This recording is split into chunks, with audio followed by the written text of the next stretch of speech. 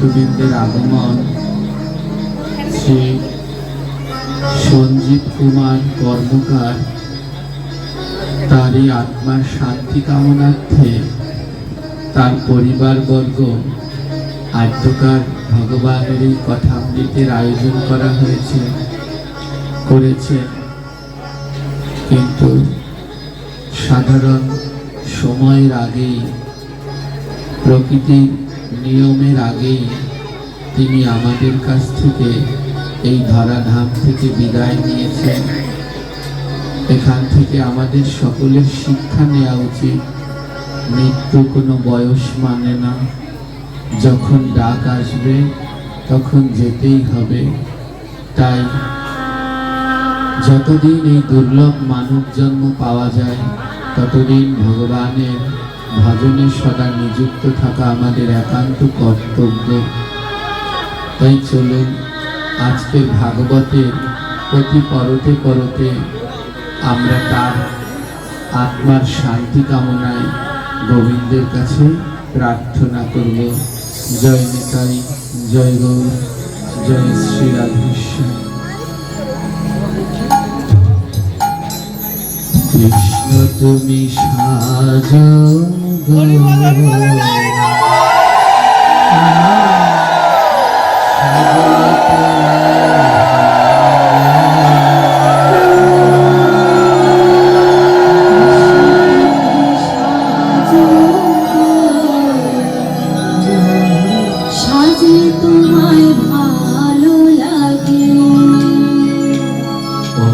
কৃষ্ণ তুমি সাজো, সাজলে তোমায় ভালো লাগে। কৃষ্ণ তুমি সাজো গো, সবাই মিলে করো তালি। সাজলে তোমায় ভালো লাগে। সাজলে তোমায় ভালো লাগে, সাজলে তোমায় ভালো লাগে, সাজলে তোমায় ভালো লাগে, সাজলে তোমায় ভালো লাগে। কৃষ্ণ তুমি, কৃষ্ণ তুমি, কৃষ্ণ তুমি, কৃষ্ণ তুমি সাজো, সাজলে তোমায় ভালো লাগে। কৃষ্ণ তুমি সাজো গো, সাজলে তোমায় ভালো লাগে। কোমল কোমল পায়ে তোমার আলতা পরাবো, ডগর ডগর চোখে তোমার কাজল লাগাবো। কোমল পায়ে তোমার আলতা পরাবো, আচ্ছা, ডগর ডগর চোখে তোমার কাজল পরাবো। কোমল কোমল পায়ে তোমার আলতা পরাবো, আচ্ছা, ডগর ডগর চোখে তোমার কাজল পরাবো। কোমল কোমল পায়ে তোমার আলতা পরাবো, ডগর ডগর চোখে তোমার কাজল পরাবো। কৃষ্ণ তুমি, কৃষ্ণ তুমি, কৃষ্ণ তুমি, কৃষ্ণ তুমি সাজো, সাজলে তোমায় ভালো লাগে। কৃষ্ণ তুমি সাজো, সাজলে তোমায় ভালো লাগে। কৃষ্ণ তুমি সাজো, সাজলে তোমায় ভালো লাগে। কোকরা কোকরা চুলে ময়ূর পালক পরাবো, বন ফুলের মালা গেঁথে গলায় দোলাবো। কোকা কোকা চুলে মোহর পালক লাগাবো, রাধে বন ফুলের মালা গেঁথে গলায় পরাবো। কোকরা কোকরা চুলে ময়ূর পালক পরাবো, তাই নাকি? বন ফুলের মালা গেঁথে গলায় দোলাবো। কোকা কোকা চুলে মোহর পালক লাগাবো,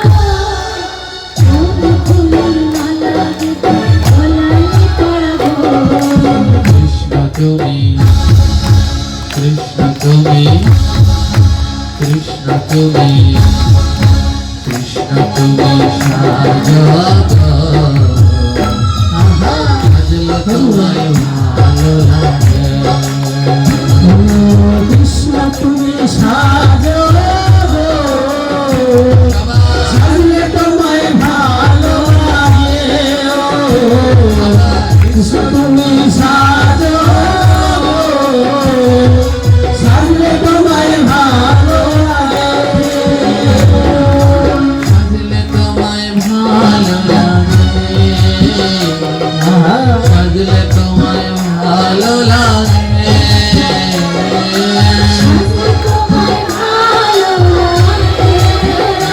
লাগে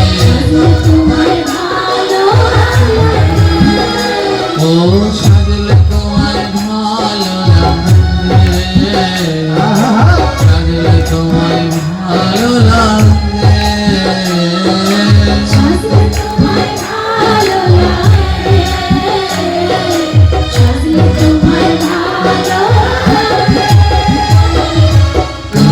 তুমি কৃষ্ণ তুমি কৃষ্ণ তুমি কৃষ্ণ তুমি সাজো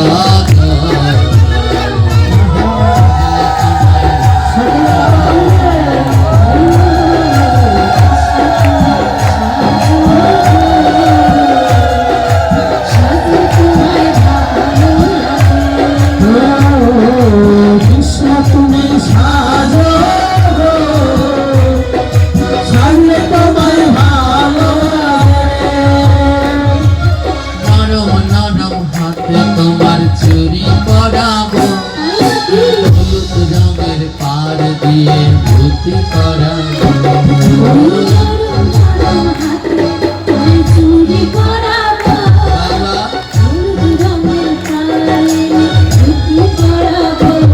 ওই নরম নরম হাতে তোমার চুরি পরাবো হলুদ রঙের পার দিয়ে ধুতি পরাবো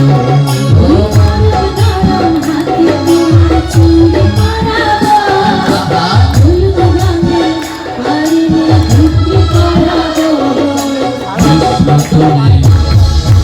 কৃষ্ণ তুমি কৃষ্ণ তুমি কৃষ্ণ তুমি সাজো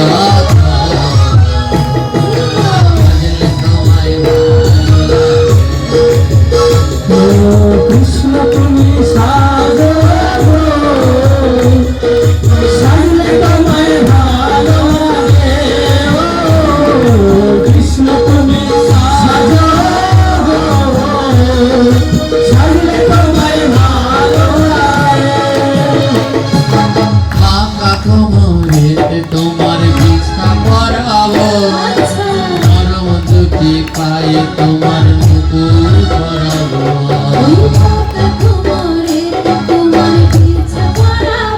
তাই নাকি বাঁকা কোমরেতে তোমার বিছনা পরাবো নরম দুটি পায়ে তোমার নুপুর পরাবো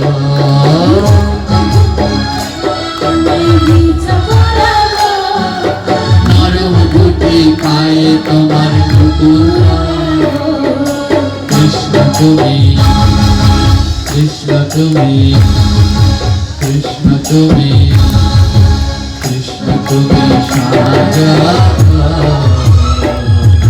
সাজলে তোমায় ভালো লাগে কৃষ্ণ তুমি সাজো সাজলে তোমায় ভালো লাগে কৃষ্ণ তুমি সাজো সাজলে তোমায় ভালো লাগে সাজলে তোমায় ভালো লাগে সাজলে তোমায় ভালো লাগে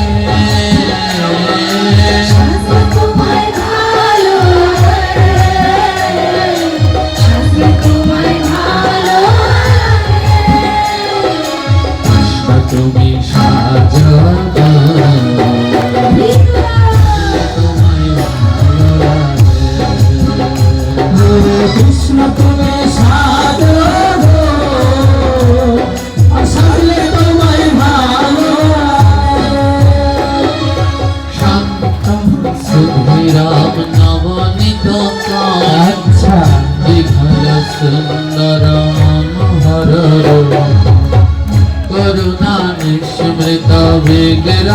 মধুরা নবমী গুরু শ্রী করি দেবা কৃষ্ণ তুমি কৃষ্ণ তুমি কৃষ্ণ তুমি সাজো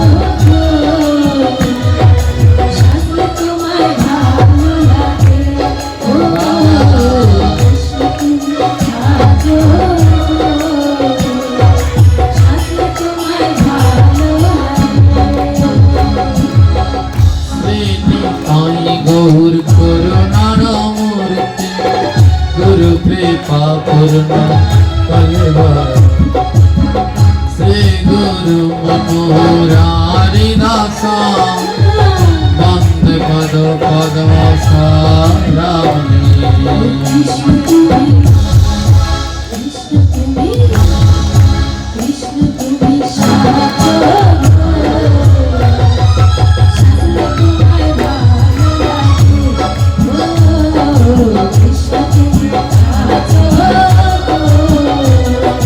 সাজলে তোমায় ভালো লাগে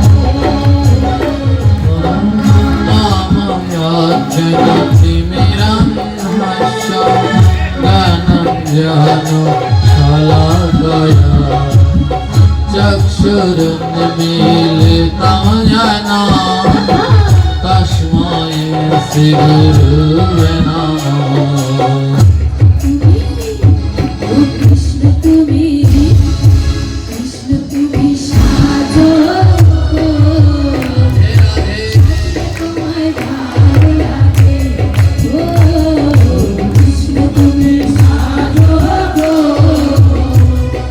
সাজলে তোমায় ভালো লাগে কল্পতরুর ভাষ্য কৃপা সিন্ধু বয়ে ভজ পতিতানাং পাবনে বৈষ্ণবে নমো নমো কৃষ্ণ তুমি কৃষ্ণ তুমি কৃষ্ণ তুমি সাজো সাজলে তোমায় ভালো লাগে ও কৃষ্ণ তুমি সাজো সাজলে তোমায় ভালো লাগে শ্রীকৃষ্ণ চৈতন্য প্রভু নিত্যানন্দ শ্রী অদ্বৈত গদাধর শিবাসাদি গৌর ভক্তবৃন্দ হরে কৃষ্ণ কৃষ্ণ কৃষ্ণ হরে হরে হরে রাম রাম রাম হরে হরে হরে কৃষ্ণ হরে কৃষ্ণ কৃষ্ণ কৃষ্ণ হরে হরে রাধে রাধে হরে রাম হরে রাম রাম রাম হরে হরে তুমি কৃষ্ণ তুমি কৃষ্ণ তুমি কৃষ্ণ তুমি সদা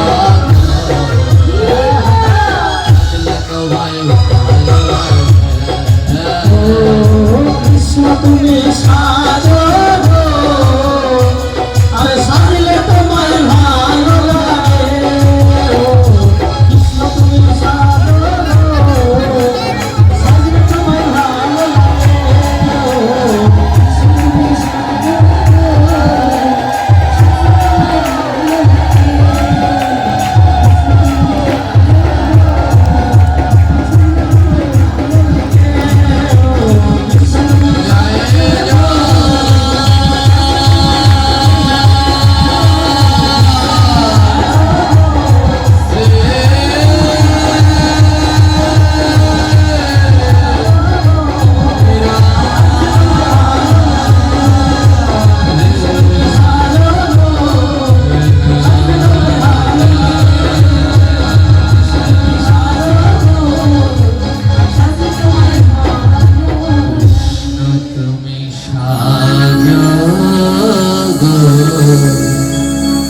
সাজলে তোমার ভালো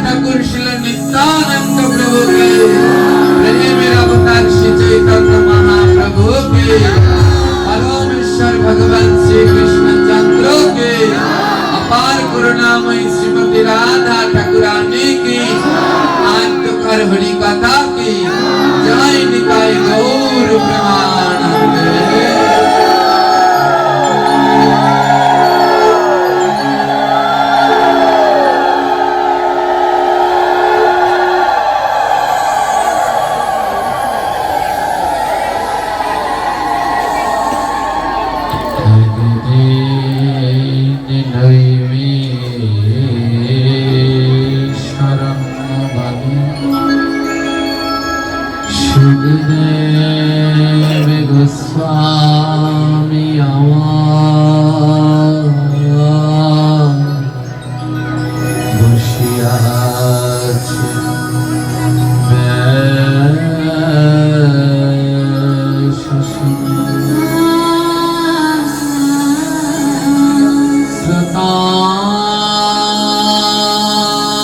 শ্রোতাসনে বসিয়াছে কত জ্ঞানী গুণী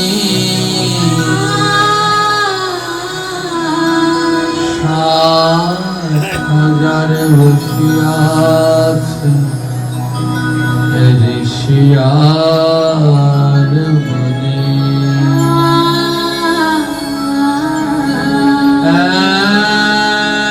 এক এক করে শ্লোক সুখদেবে করিছে আলোচনা যাহা হইতে বুঝে জীবে যতে কো যন্ত্রণা ভগবান কথা মৃত পরমা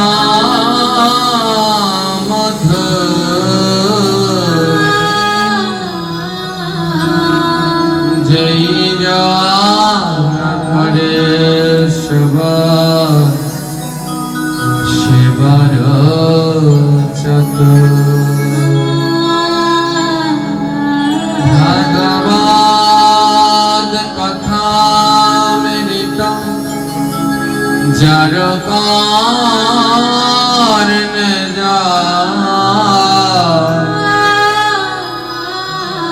পুনরায় আর নাহি মনুষ্য জন্ম ভগবান কথা মৃত যে করে কীর্তন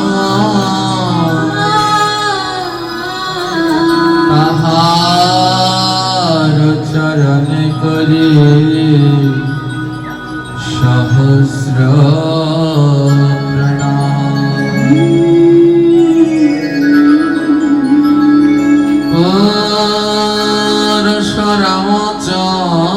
পরশুরামচরিত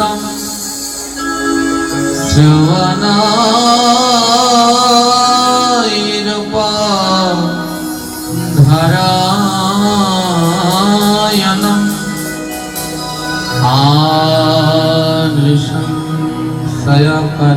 সয়করারাজনা কর্মবন্ধয়ে বিমোচতে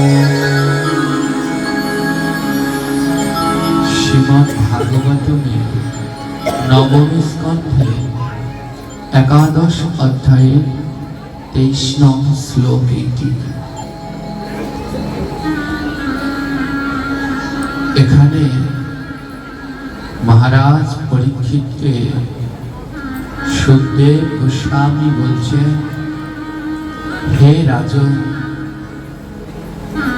যে মনুষ্য জন্মগ্রহণ করে স্বকর্মে শ্রী ভগবান রামের চরিত্র কথা শ্রবণ না করে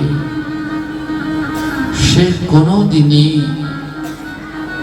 এই কর্মবন্ধনের জগৎ থেকে মুক্তি লাভ করতে পারে না। খুব ধ্যান দিয়ে শ্রবণ করবে। শ্রীরাম কথা না শ্রবণ করলে কেউ কর্মবন্ধন থেকে মুক্তি লাভ করতে পারে না। আদ্যকার আমরা সবাই এখানে যে উদ্দেশ্যে উপস্থিত হয়েছি,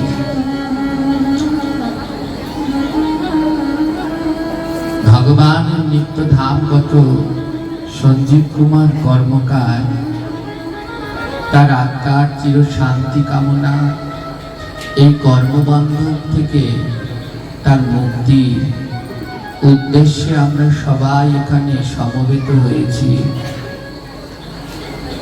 শ্রীরামের কথা কেবলমাত্র রামায়ণে নয়, শ্রীমদ্ ভাগবতমেও এক বিশেষ জায়গা জুড়ে রয়েছে রাম কথা। তাই আদ্যকার আমাদের আলোচ্য বিষয়বস্তু রাম কথা। ভগবান শ্রীরামের এই অমৃতময় কথা শুনলে জীবিত মানুষও মুক্তি পায়, আর যার এই ধরাধামে দেহ নেই, প্রাণ নেই, সেও মুক্তি লাভ করে। আজও আমাদের সমাজে একটি প্রথা প্রচলিত আছে, কেউ যদি মারা যায় শ্রাদ্ধের দিন রাত্রবেলা একটি গান দেয়। কি গানের আয়োজন করে? রামায়ণ গান। কেন রামায়ণ গান দেয়? বলে শ্রাদ্ধ হলো, ওতে যদি ওই আত্মার মুক্তি না হয়, ভক্তদের খাওয়ালো, ওতে যদি ওই আত্মার মুক্তি না হয়, কিন্তু রাম নামে তারা মুক্তি হবেই হবে। তাই শ্রাদ্ধের দিনে রাম গান দেয়া হয় যেন তার আত্মার মুক্তি হয়। কিন্তু দুঃখ হলো বর্তমান সময়ে আমাদের সমাজে যে রাম গান দেয়া হয়, এতে আত্মার মুক্তি তো দূরের কথা, কেউ যদি একটু পূর্ণ করে থাকে তাহলে সেটুকু শেষ হয়ে যায়। যারা রামায়ণ গায় ওই গানের আসরের মধ্যে বসেই চা খায়, বিস্কুট খায়, প্রস্রাব করে জলও নেয় না, আবার সিগারেট খেয়ে এসে শুরু করে রাম গান। কোনোদিনই এতে কোনো কাজ হয় না। ভাগবত বললেন তামসিক আহারকারী ব্যক্তির মুখে হরিকথা শ্রবণ করা আর সর্প উচ্ছিষ্ট দুধ পান করা একই কথা।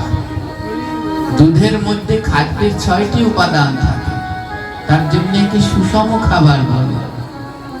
কিন্তু সেই দুধ যদি একবার সাপে একটুখানি খেয়ে নেয়, এক বাটি দুধ থেকে সাপ একটুখানি খেয়ে নিয়েছে, ওই দুধ যদি আপনি খান আর বাঁচবেন? জোরে বলেন, বাঁচবেন কি? ওই দুধের মধ্যে খাদ্যের যে ৬টি উপাদান আছে, সাপ কি নষ্ট করতে পেরেছে? খাদ্যের উপাদানগুলো ঠিকই আছে, কিন্তু দুধটা বিষ হয়ে গেছে। তদ্রূপ ভাগবত, রামায়ণ, নাম গান এগুলো ঠিক আছে, কিন্তু যারা তামসিক আহার করে তাদের মুখে শ্রবণ করলে মৃত্যু ছাড়া আর কোনো গতি নাই। ধ্যান দিন। তাই আদ্যকার আমাদের আলোচ্য বিষয় শ্রীমদ্ ভাগবত থেকে রাম কথা। মহারাজ পরীক্ষিতকে বললেন, হে রাজন, এই জগৎ এক কর্মবন্ধন যুক্ত। এই জগতে সবাই আমরা একের পর এক কর্মের মধ্যে আবদ্ধ হই।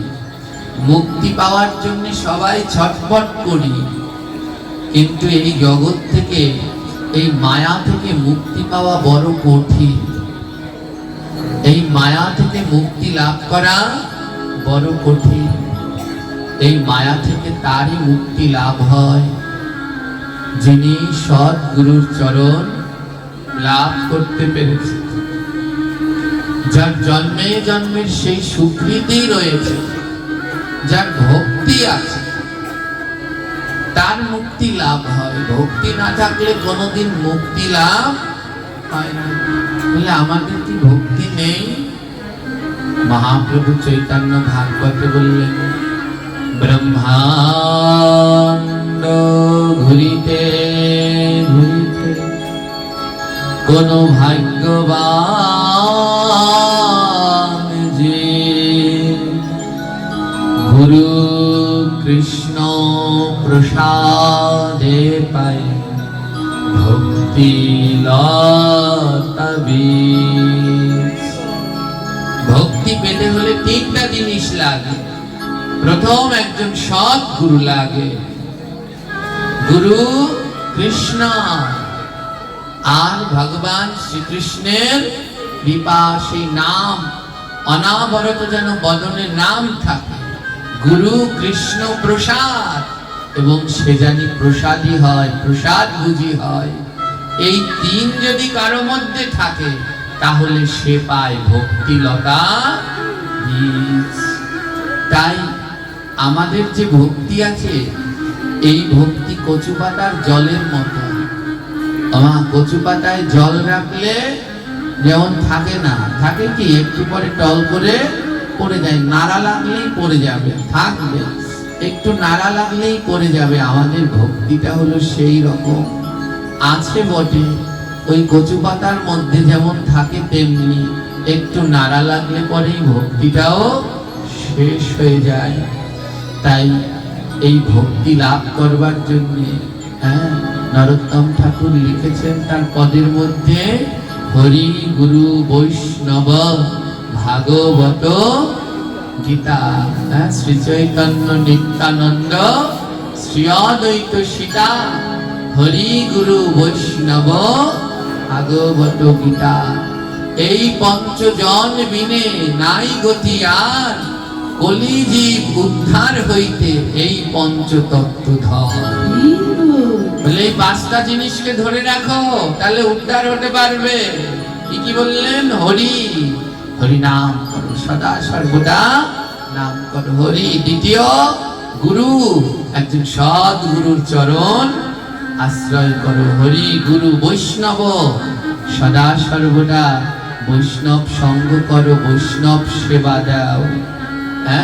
হরি গুরু বৈষ্ণব। ভাগবত, এবং ভাগবত পাঠ শ্রবণ করো, হরি গুরু বৈষ্ণব ভাগবত গীতা।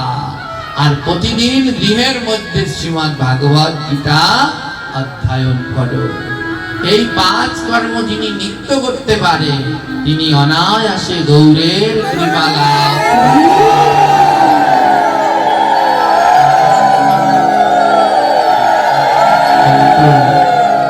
বড় দুঃখ, আমরা এই পাঁচটি কর্ম করতে পারলাম না।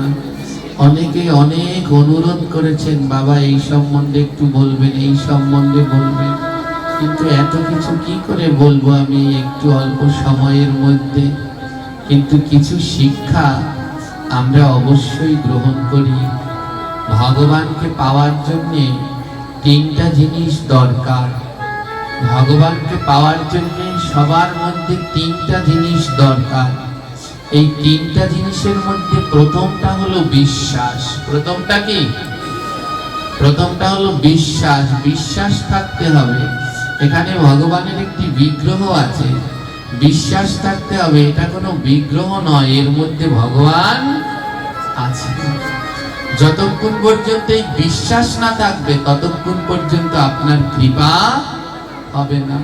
আমার বাড়িতে যেমন খুশি তেমন ভগবানের সেবা, ও দিয়ে গোবিন্দ লাভ হয় না। ভগবানের সেবা সঠিক শুদ্ধ নিয়ম অনুসারে করতে হয়। বিশ্বাস করতে হবে আমি টাইম টু টাইম যদি ভগবানকে না সেবা দেই, না ভোগ লাগাই, তাহলে আমার গোবিন্দের কষ্ট হয়। ওই গোবিন্দের ছবিটা শুধু ছবি নয়, ওই ছবির মধ্যেই গোবিন্দ আছে। স্বামী বিবেকানন্দ যখন আমেরিকায় গেলেন ধর্ম প্রচারের জন্য, আমেরিকার সব থেকে রাজনৈতিক দলের কাছে যখন গেলেন, বড় দলের কাছে গেলেন, তখন সেই দলের লোকেরা স্বামী বিবেকানন্দকে দূর দূর করে তাড়ালেন। স্বামী বিবেকানন্দকে বললেন আপনাদের ধর্মটা একটা মিথ্যা ধর্ম। স্বামী বিবেকানন্দ বললেন কেন? বলে আপনারা ওই কৃষ্ণের ছবির কাছে খেতে দেন, আপনাদের কৃষ্ণের ছবি কি কোনোদিন খায়? জগতের সব থেকে মূর্খ ধর্ম হলো আপনারাই হিন্দু ধর্ম, একেবারে মূর্খ। কৃষ্ণের কাছে প্রতিদিন থালা ভরে ফল মিষ্টি দেন, একদিনও আপনার কৃষ্ণ খায়? আমার যিনি জ্ঞানী তিনি তো বেশি কথা বলে না। স্বামী বিবেকানন্দ কিছু বললেন না। স্বামী বিবেকানন্দ দেখলেন ওই দলের যিনি পার্টির যিনি প্রধান, তার ছবিটা ওয়ালে টানানো আছে। উনি কি করলেন? কোনো কথা বললেন না। উনি ছুটে গিয়ে ওই পার্টির দলের যিনি লিডার তার ছবিটা ওয়াল থেকে নামালেন, নামিয়ে সজোরে মাটিতে একটা আছাড় মারলেন। আছাড় মেরে ছবির উপরে থুথু দিলেন। যেই না থুতু দিয়েছে আর ওই পার্টির দলের সব লোকেরা খেপে গেছে। এত বড় সাহস! আপনি আমাদের পার্টির চেয়ারপারসনের ছবির উপরে থুতু দিলেন। স্বামী বিবেকানন্দ বললেন, তাতে কি হয়? বলে, এনার মুখে এই ছবিতে থুতু দিয়েছেন, কি হয় মানে? ইনি আমাদের লিডার, এনার মুখে এই ছবিতে থুতু দেয়া মানে এনার মুখেই দেয়া। স্বামী বিবেকানন্দ বলল, তাই বুঝি? তোমাদের এই পার্টির লিডারের দলের ছবির মুখে থুতু দেয়া মানে তার মুখেই যদি দেয়া হয়, তাহলে আমার কৃষ্ণের ছবির সামনে যদি খেতে দেয়, আমার কৃষ্ণকেই খেতে দেয়া হয়।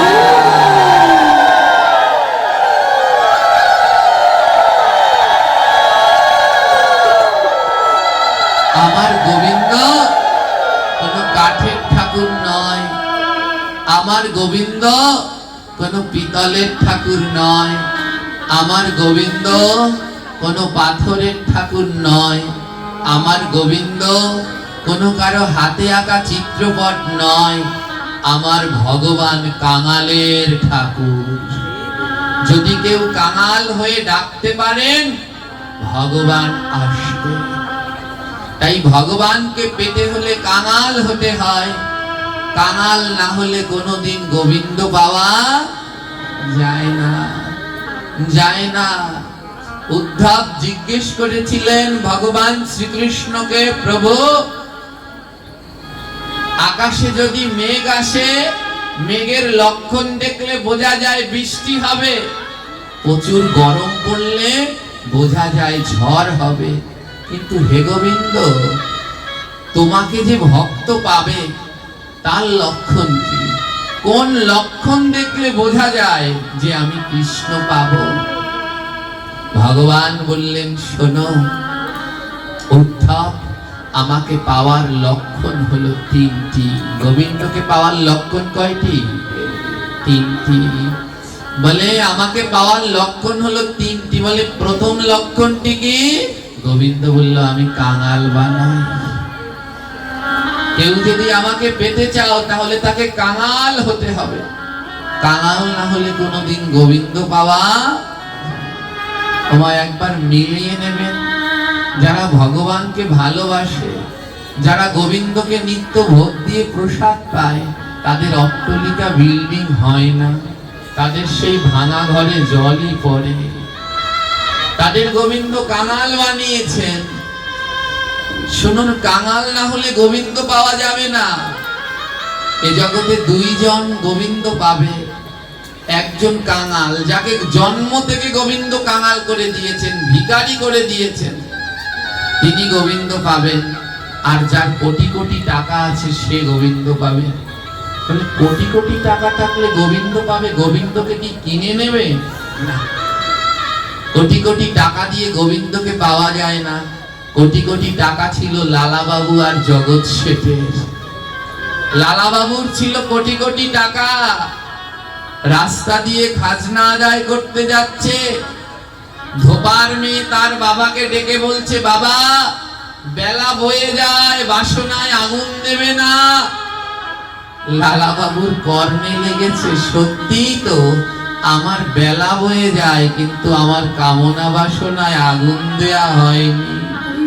আমার দেহের মধ্যে এখনো কামনা বাসনা ভরা। লালাবাবুর কোটি কোটি টাকা ছিল। সেই সময়ে আমার সমস্ত কিছু ত্যাগ করে এক কাপড়, এক জামা, দুটি হাত উপরের দিকে তুললেন, কোনো কিছু নেই, খালি হাত, মুখে গৌর গৌর বলে রওনা দিলেন। লালাবাবুর মতো যদি কোটি কোটি টাকা থাকে, আর সেও যদি কাঙাল হতে পারে, তাহলে সে গোবিন্দ লাভ করতে পারবে।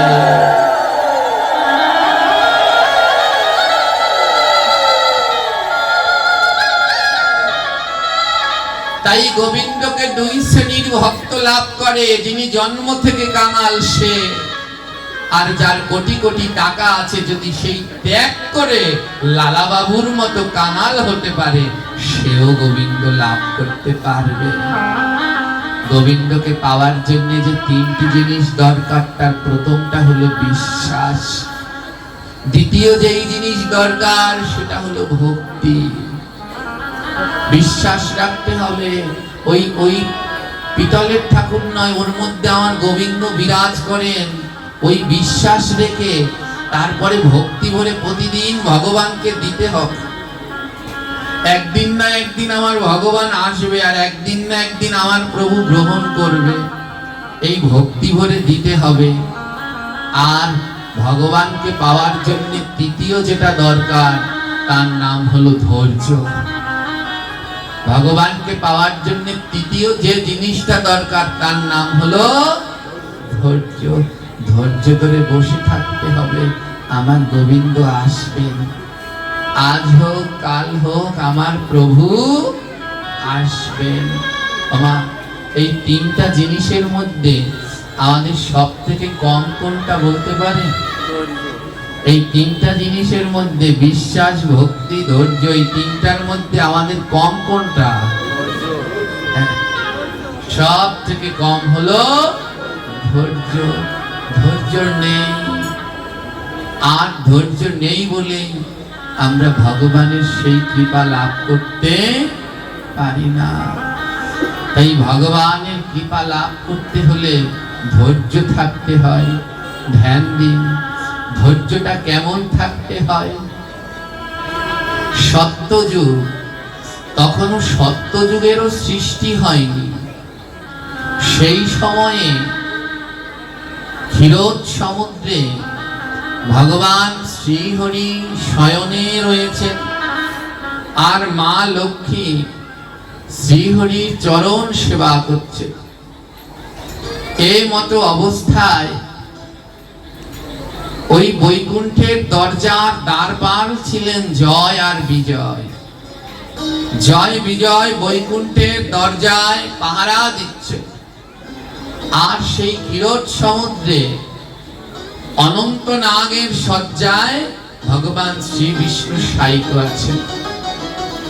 এই জগতে কে না চায় যে ভগবানের একবার শ্রীরূপ দর্শন করি? বলুন, চায় না? না চায়?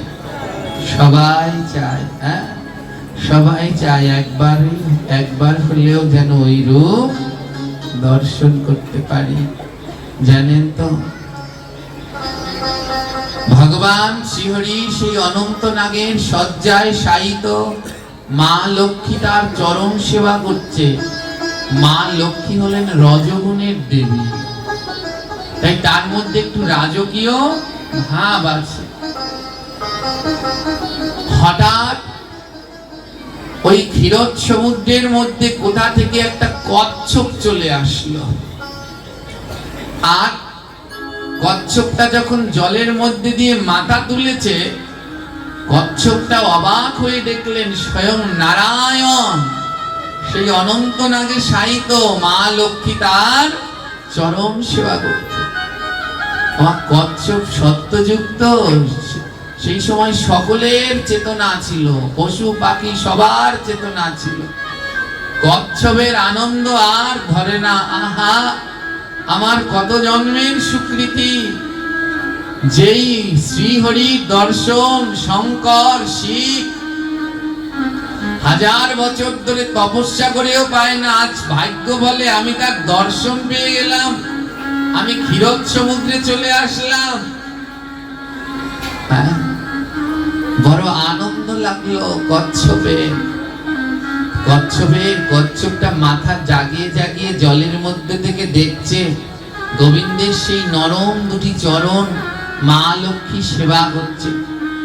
কচ্ছপের মনে বাসনা জাগলো, আহা, ওই চরণ দুটো যদি আমি একবার স্পর্শ করতে পারতাম, যেই চরণ তলে সব বিশ্ব ব্রহ্মাণ্ডের শান্তি মেলে, আমি যদি একবার ওই চরণটা একটু স্পর্শ করতে পারতাম, আমার এই মাথাটা যদি নত করতে পারতাম ওই চরণ তলে, বড় শান্তি লাগতো, বড় আনন্দ লাগতো। কচ্ছপটা ধীরে ধীরে ভগবানের চরণের কাছে গেলেন, কিন্তু মা লক্ষ্মীর মনে রাজস্বিক ভাব তো, মা লক্ষ্মী শ্রীহরির চরণ কাউকে স্পর্শ করতে দেয় না, তিনি নিজেই সেবা করেন। কিন্তু মা লক্ষ্মী ভুলে গিয়েছিলেন এ জগতে ভগবানের চরণ সেবার অধিকার প্রত্যেকটি জীবের আছে। কচ্ছপটা ধীরে ধীরে গেলেন, আর একটু সুযোগ খুঁজছে কেমন করে শ্রীহরির চরণটা স্পর্শ করা যায়। যেই না মা লক্ষ্মী একটু চোখ বন্ধ করেছে, কচ্ছপ বলে এই সুযোগে একবার চরণটা স্পর্শ করেননি। যেই না কচ্ছপ তার ওই মাথাটা জাগিয়ে শ্রীহরির চরণে ঠেকাতে গেলেন, অমনি মা লক্ষ্মী চোখ খুলে ফেলেছে, আর কচ্ছপকে দেখেই খপ করে ওর মাথাটা ধরে নিয়েছে। কচ্ছপের মাথাটা ধরে নিয়েছে, তোর এত বড় সাহস, আমার চোখ এড়িয়ে তুই আমার ভগবানের চরণে স্পর্শ করবি? তুই তো একটা জলজ প্রাণী, তোর কোন অধিকার আছে ভগবানের চরণে স্পর্শ করার?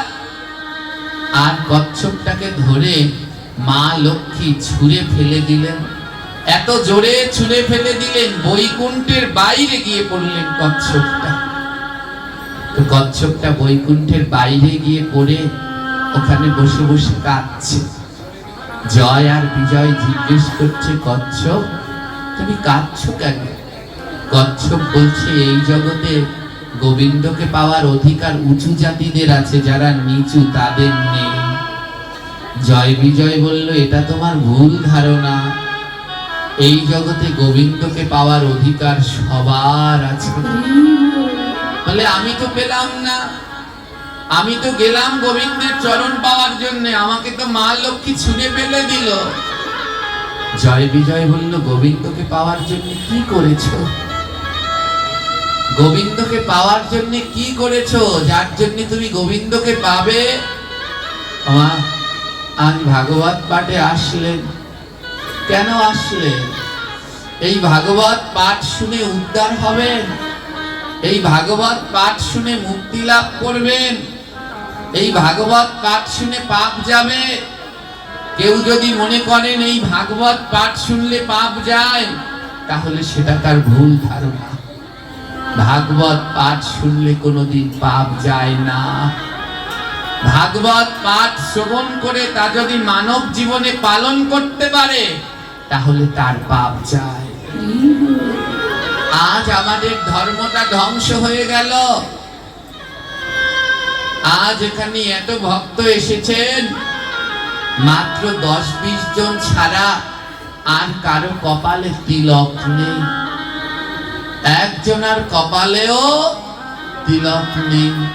আমার মহাপ্রভু চৈতন্য ভাগবতে বললেন, তিলক যদি নাহি থাকে বিপ্রেরও কপালে, শ্মশান সাদৃশ্য কপাল বেদে তাহা। বিপ্র মানে হলো ব্রাহ্মণ। ভগবান দুটি জাতিকে বড় অধিকার দিয়েছে, এক হলো গোমাতা আর দুই হলো ব্রাহ্মণ। আপনি যদি অশুদ্ধ হন, যদি ব্রাহ্মণের দিকে তাকান, আপনার সঙ্গে সঙ্গে দেহ শুদ্ধ হয়ে যাবে। আপনি যদি অশুদ্ধ হন, যদি গোমাতার দিকে তাকান, সঙ্গে সঙ্গে আপনার দেহ শুদ্ধ হয়ে যাবে। তাই ভগবান দুই জাতিকে অধিকার দিলেন, গো এবং ব্রাহ্মণ।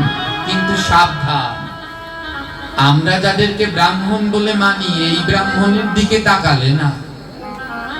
ব্রাহ্মণ হতে গেলে তার ভিতরে 9টি গুণ থাকা দরকার। গীতার 18 অধ্যায়ের 42 নম্বর শ্লোকে ভগবান বলেছেন, ব্রাহ্মণকে সম দম তপ শৌচ ক্ষান্তির অর্জবাম এবচ জ্ঞানম বিজ্ঞানম আস্তিক্যম ব্রহ্ম কর্মা স্বভাবজ। যার ভিতরে এই 9 গুণ আছে, তিনি হলেন ব্রাহ্মণ। তাকে যদি, তার দিকে একবার যদি তাকান, তাহলে আপনারা স্নান করা লাগবে না, দেহটা শুদ্ধ। ভগবান বললেন, এই ব্রাহ্মণকে কি অধিকার দিয়েছেন জানেন? গোবিন্দকে প্রণাম করবার আগে ব্রাহ্মণকে প্রণাম করতে হয়। গোবিন্দের প্রণাম মন্ত্র দেখবেন কি, নম ব্রাহ্মণ দেবায় গো ব্রাহ্মণ হিতায় চ। এত অধিকার দিলেন গোমাতাকে আর ব্রাহ্মণকে। ভগবান বললেন সেই ব্রাহ্মণের কপালেও যদি তিলক না থাকে তাহলে সেই ব্রাহ্মণের কপালটা শ্মশান। সেই কপালটা কেমন? জোরে বলে শ্মশান। ওমা আজ এখানে কি ভক্ত দেখতে এসেছেন না শ্মশান দেখতে এসেছেন? জোরে বলবেন তো, কি দেখতে এসেছেন, ভক্ত না শ্মশান? তাহলে আমরা এখন যার কপালের দিকে তাকাচ্ছি তিলক না থাকলে তো কপালগুলো শ্মশানের সমান। তাই চরণে অনুরোধ রইল, ভাগবত পাঠ যখন হবে সবাই একটু তিলক করে পাঠে আসবেন। মরলে পরে কি দিয়ে সাজাবে? আজ কত কিছু দিয়ে মায়েরা সেজে এসেছেন, কেউ ফেস পাউডার, লিপস্টিক, কাজল, মেকআপ, কত কি দিলেন। মরলে পরে একটাও দেবে কি? জোরে বলেন, দেবে?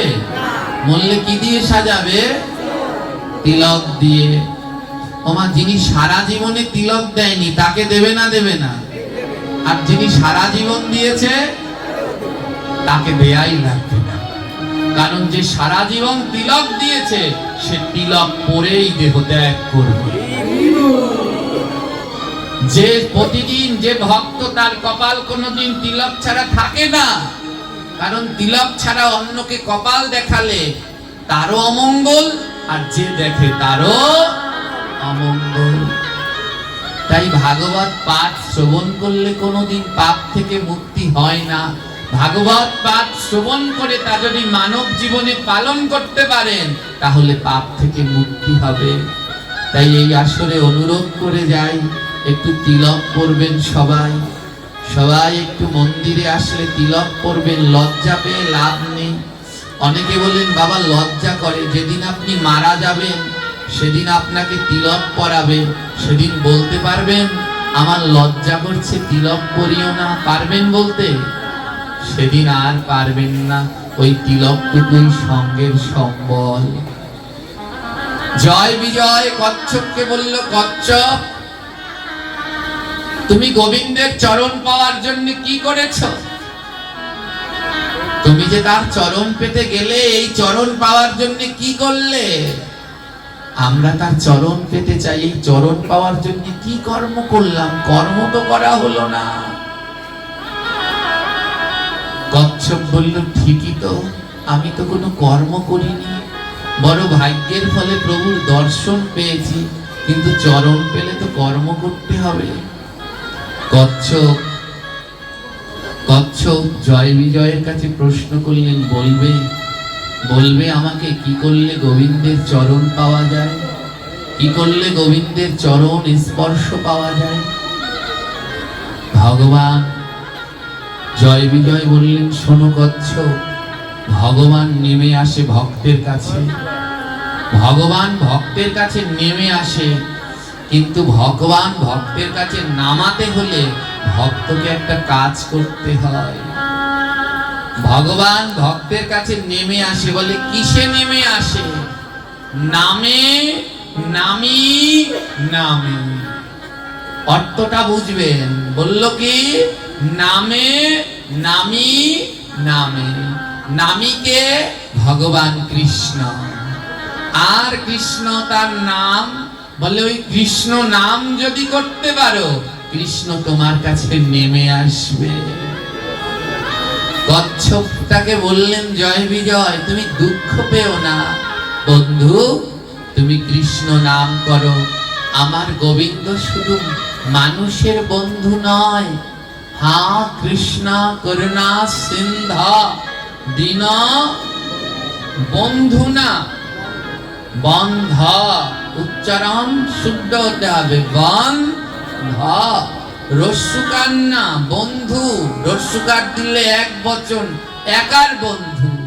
আর বন্ধ ওকার বহু বচন, কৃষ্ণ সকলের বন্ধু। জয় বিজয় বললেন, যাও যাও বন্ধু, তুমি প্রাণ ভরে আমার গোবিন্দের নাম করো। দেখবে আমার গোবিন্দের নাম করলে আমার গোবিন্দ তোমার কাছে চলে আসবে। তোমার যেতে হবে না, নাম করলে ভগবান নিজেই নেমে চলে আসেন। নামে নামি নামে। কচ্ছপটা মনে সংকল্প করলেন, তবে এ জীবন ধন্য করব, এ জীবন পূর্ণ করব, আজ থেকে প্রভুর নাম করব। কচ্ছপ ওই ক্ষীরোদ সমুদ্রের জলের মধ্যে ডুব দিলেন। ডুব দিয়ে সমুদ্রের তলদেশে প্রবেশ করলেন। আর সমুদ্রের তলদেশে প্রবেশ করে কচ্ছপ চোখ দুটো বন্ধ করলেন। আর চোখ দুটো বন্ধ করে সংকল্প করলেন, হে গোবিন্দ, যেদিন তুমি নিজে এসে আমার মাথায় হাত রেখে বলবে চোখ খোলো, সেই দিনই আমি চোখ খুলবো, তার আগে আমি আর চোখ খুলবো না। ততদিন পর্যন্ত আমি তোমার নাম এই বদনে গেয়ে যাব। তোমায় একটা কচ্ছপ বুঝতে পারলো গোবিন্দের নামের কি মহিমা, কিন্তু আমরা মনুষ্য জাতি হয়ে এই নামের মহিমা বুঝতে পারলাম না। কচ্ছপ সমুদ্রের তলদেশে বসে প্রাণ ভরে ভগবানকে ডাকতে লাগলেন, হরে কৃষ্ণ হরে Krishna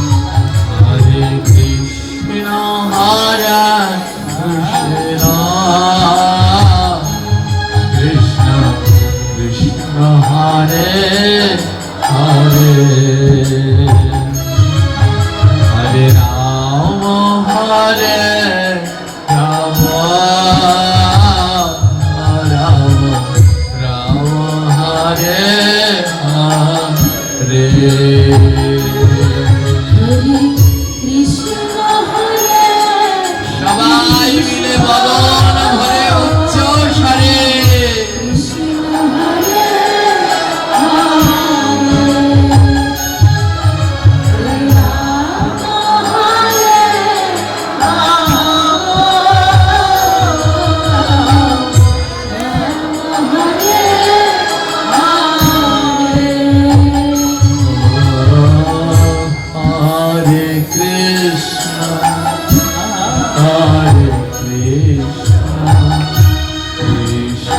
Krishna Hare Hare Hare Ram Hare Ram Ram Ram Hare Hare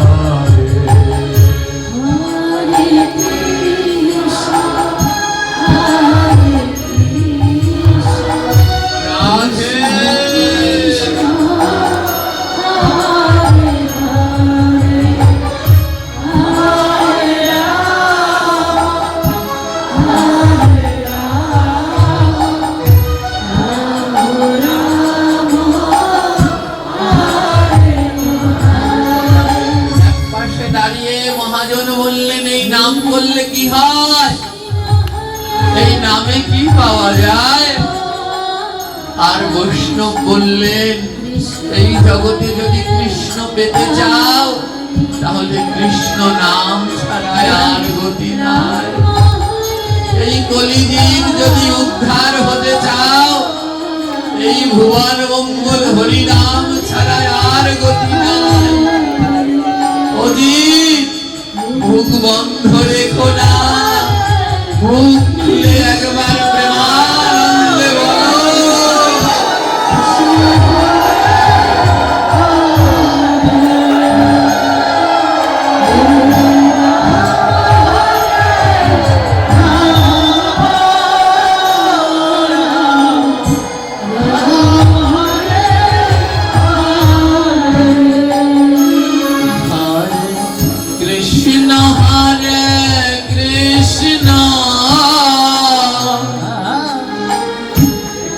Krishna Krishna Hare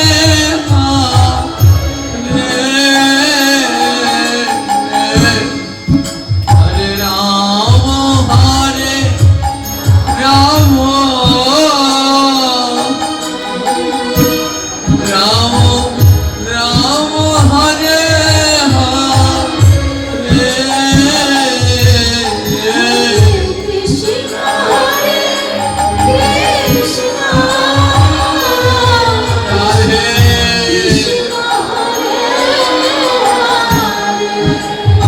Hare Hare Ram হরে রাম রাম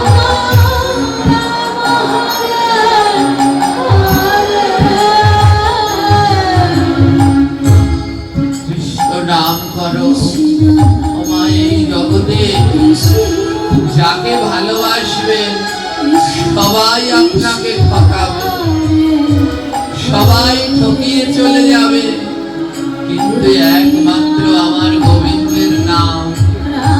ওই গোবিন্দকে ভালোবাসলে, ওই গোবিন্দের শ্রী বিগ্রহকে ভালোবাসলে ওই বিগ্রহ ঠকায়, কিন্তু গোবিন্দের নামকে ভালোবাসলে নাম কোনোদিন ঠকায় না, নাম কোনোদিন ঠকায় না।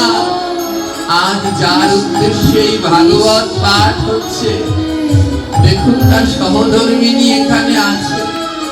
যখন 7 পাক ঘুরেছিলেন কথা দিয়েছিলেন সারা জীবন একসাথে থাকবো, কিন্তু আজ সময় আসলো তিনি চলে গেলেন। এ জগৎ এমন মায়াবী, যার যেদিন ডাক আসবে তার সেদিন সব কিছু ছেড়ে চলে যেতে হবে। তাই একমাত্র সম্বল এই নাম, তাই সময় থাকতে নাম করুন, নামে নামি নামে।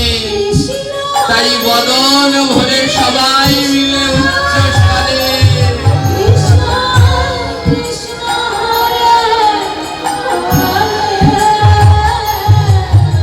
হরে রাম হরে রাম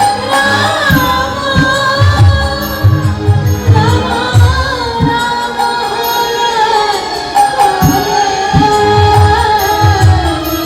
একপাশে দাঁড়িয়ে ভক্ত কবি বললেন, আমি তো অনেক দিন ধরে নাম করি, কই ভগবান তো আমার কাছে আসেন না। বৈষ্ণব বললেন, শোনো ভক্ত, গোবিন্দ সবার কাছে আসে না, গোবিন্দ সবার কাছে ধরা দেয় না, ভগবান তার কাছে ধরা দেয়। কৃষ্ণ নামে ঝরে যার 2 নয়নে ধারা, তার কাছে প্রাণ গোবিন্দ দেয় আমার ধরা। যিনি কৃষ্ণ নামে, যার কৃষ্ণ নামে 2টি ধারা,